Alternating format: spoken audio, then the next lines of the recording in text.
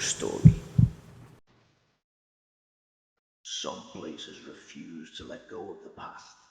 The walls absorb the horrors, the ground remembers the pain, and the spirits of the lost never leave. May Place, once a grand merchant's home, was built in 1760 by William Williamson, a man who made his fortune in blood, enslaving thousands and profiting from their suffering. It is said that those who died at his hands return, and that even today it presents tense. The man who built his own curse. William Williamson was no ordinary merchant. Between 1742 and 1771, he was involved in over 20 slave voyages, transporting men, women, and children across the Atlantic. He also co-owned a Mersey privateer ship, the No, which vanished beneath the waves in 1745. Some say it was lost to battle, others believe it was claimed by something far worse. When Williamson retired, he built May Place, a house meant to be his sanctuary.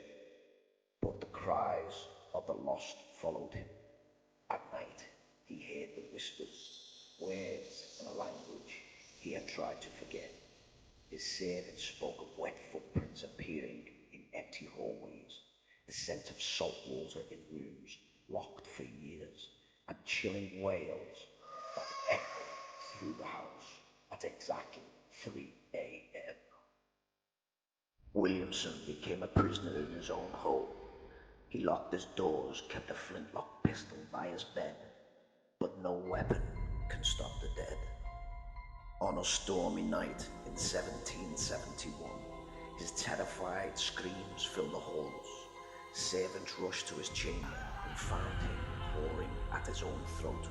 Gasping for air, he pointed toward a dark corner of the room. His face froze in horror. His final words were barely a whisper. "They found me." The haunting continues to this day. May Place stood for centuries, and though the merchant was long dead, his house remained haunted. Today, May Place is still standing, but it is no longer a private home. It is now a nursing home, where elderly residents and staff speak of terrifying encounters that cannot be explained.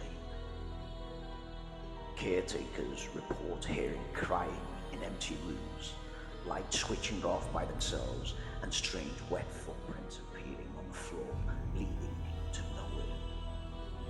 I was doing my rounds one night when I heard a gurgling sound, like someone drowning.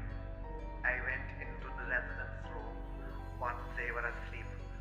Then I turned and I saw him. The dark presence in room 12. Residents of the nursing home say that something lurks in room 12, the very place where Williamson's old bedroom once stood. Some claim to see a man standing at the foot of their bed, his clothes dripping wet, his eyes hollow and black. One resident, a former sailor, refused to sleep in the room. He told staff, "I know what drowning men look like, and that thing, it ain't human anymore." They found me. Williamson thought he could escape his past, but some sins cannot be forgotten. Some spirits refuse to rest. So if you find yourself near Broadgreen Road at night, listen carefully, because if you hear a ship's bell tolling or feel cold